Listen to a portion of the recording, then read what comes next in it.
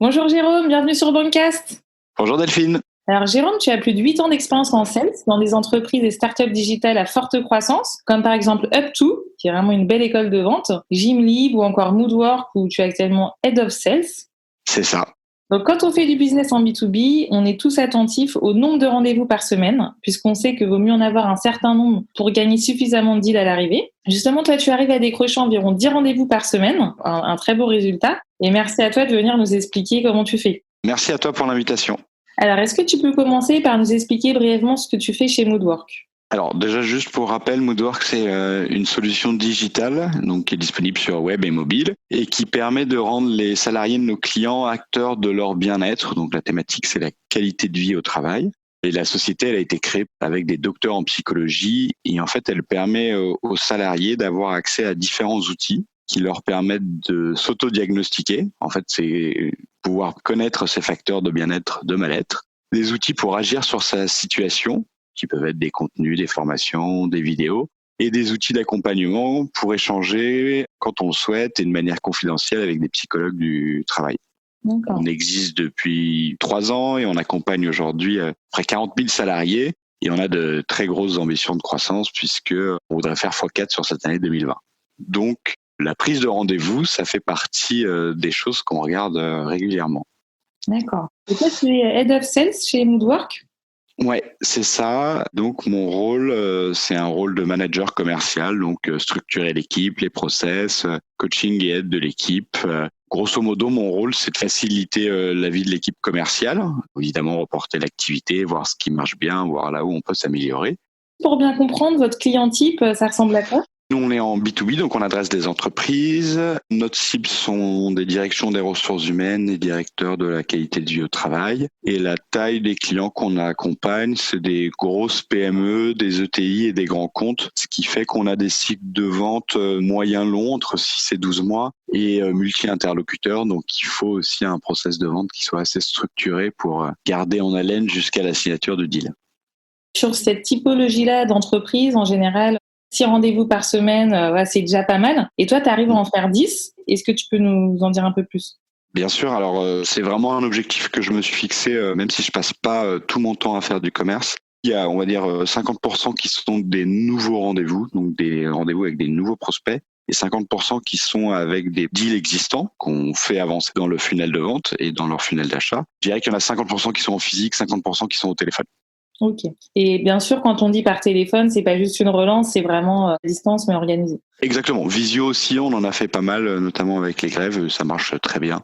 Et ça permet d'éviter justement l'objection de je suis pas au bureau. C'est vrai que c'est plus pratique, même pour le client qui est quand même pas mal occupé, mais la visio, ça permet de conserver le lien. Effectivement, c'est pas mal de se pencher sur les méthodes. La prospection, c'est un truc qui est difficile. On est des êtres humains, donc on a tendance à aller sur les choses qui sont le plus simples. Et en fait, déjà, pour réussir à avoir 10 rendez-vous par semaine, dont 5 nouveaux, il faut déjà avoir une bonne organisation et donc se bloquer des plages de prospection. Et ça, je continue à le faire même avec mon rôle de directeur commercial. Et donc, j'ai 2 matinées que j'ai dédiées à ces plages de prospection, donc le mardi et le mercredi. Et sinon, dès que j'ai un peu de temps, j'essaye de lancer aussi des séquences d'emails, d'appels et de LinkedIn. Tu te fais des sessions de combien de temps ? En moyenne, je fais des sessions de 2 heures, soit tout seul, soit avec l'équipe SDR. On se met tous ensemble dans une salle pour que l'énergie de tout le monde nous pousse à aller plus loin. Mais sans s'écouter les uns les autres, en faisant chacun ses calls. Et exactement. Ce matin, on a fait ça. Ah ouais, c'est hyper intéressant. Vous vous dérangez pas Non, on se dérange pas. Il suffit juste d'avoir un casque avec un réducteur de bruit pour que le prospect ait l'impression que tu sois tout seul dans la salle. Et donc, il en existe plein ça. Et quand il y en a un qui réussit à décrocher un rendez-vous, il le dit aux autres du coup ? Bien sûr, pour booster les autres. Par contre, dans ces sessions-là, on fait que du call, entre guillemets. Donc, ça veut dire que on n'envoie pas de mail, on coupe les mails, on coupe les messageries. Et si on a des choses à envoyer, on les envoie à la fin de la session. Donc, quand on doit envoyer une confirmation de rendez-vous, on l'envoie pas directement à l'instant pour être resté concentré sur ces 1h30 ou 2 heures de call qu'on va faire. Et donc tu parlais d'organisation, c'est nécessaire d'être bien organisé pour pas oublier d'envoyer le rendez-vous. Enfin, moi j'imagine quand on décroche un rendez-vous, on n'oublie pas. De toute façon, après, tu prends des notes au fur et à mesure pour te dire, ok, celui-là. Celui-là, je dois lui envoyer un mail. Celui-là, je dois prendre le rendez-vous. Et ça veut aussi dire que c'est des sessions qu'il faut préparer pour arriver le matin et avoir au moins les cibles qu'on veut appeler dans la matinée. Et alors, tu parlais de séquences. Ouais. Alors en effet, donc dans ces sessions de call, on essaye d'appeler les gens qui sont entre guillemets le plus engagés vers Moodwork. En amont de ces sessions de call, nous on envoie des séquences. Soit on va avoir des réponses sur ces séquences d'email ou de messages LinkedIn ou de call. Soit on n'en a pas et on va pouvoir traquer les gens qui ont le plus ouvert. Et donc on va contacter en priorité les gens qui ont ouvert les emails, cliquer sur des liens qu'on a mis pour pouvoir justement avoir des gens qui sont intéressés par notre offre. Ça, tu le traques aussi dans le CRM, l'info de qui, Tout à fait. à l'heure du prospect, en fonction de justement combien de fois il a cliqué sur le mail. Exactement. Nous, on utilise HubSpot. Après, j'imagine qu'il y a plein d'autres CRM qui font la même chose. D'accord. Vous donnez un seuil, c'est-à-dire à partir du moment où il ouvre un certain nombre de fois le mail, je le recontacte en priorité?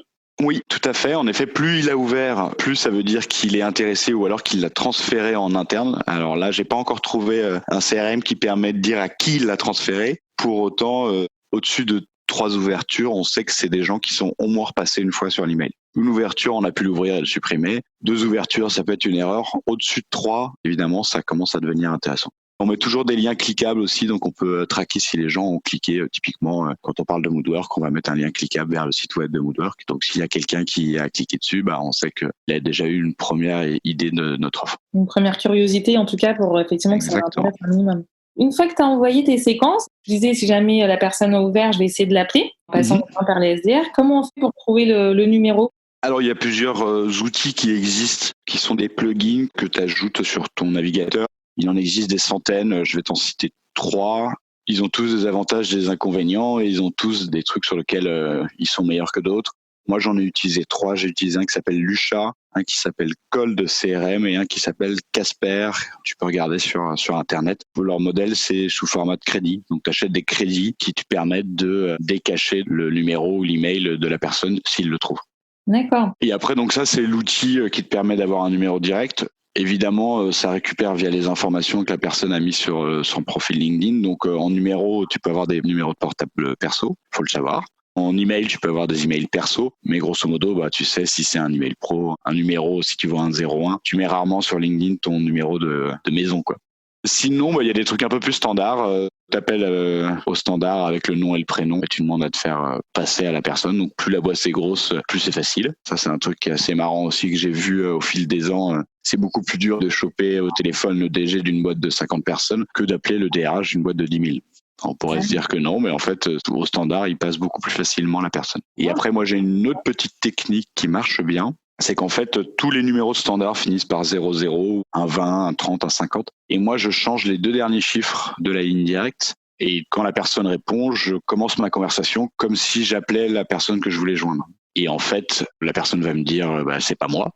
Et je vais m'excuser en me disant que je me suis trompé, que je suis pas au bureau, mais que j'ai un rendez-vous téléphonique avec la personne que je cherche à joindre. Et s'il pouvait juste me redonner sa ligne directe, ça m'aiderait beaucoup. Et en fait, ça marche 70 à 80% du temps. Et notamment, plus tu vas dans des grosses boîtes, plus les gens ont un annuaire où ils ont juste à taper le nom de la personne et te donner la ligne directe. Et ça marche vraiment hyper facilement, ça.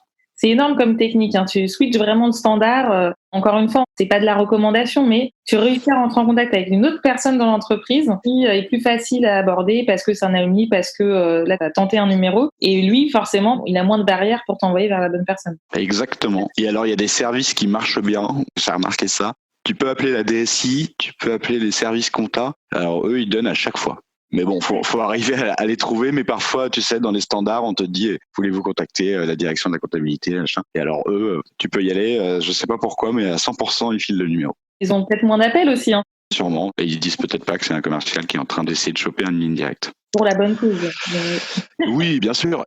Écoute, un grand merci de nous avoir partagé tes méthodes, Jérôme, parce que pour le coup, là, tu nous as vraiment donné plein de super tips, très pratiques. De rien, écoute, c'est toujours sympa aussi de réfléchir à ce qui fait que tu y arrives aussi. Ça m'a également aidé. Bon, génial. Écoute, à très bientôt, Jérôme. Ouais, à très bientôt.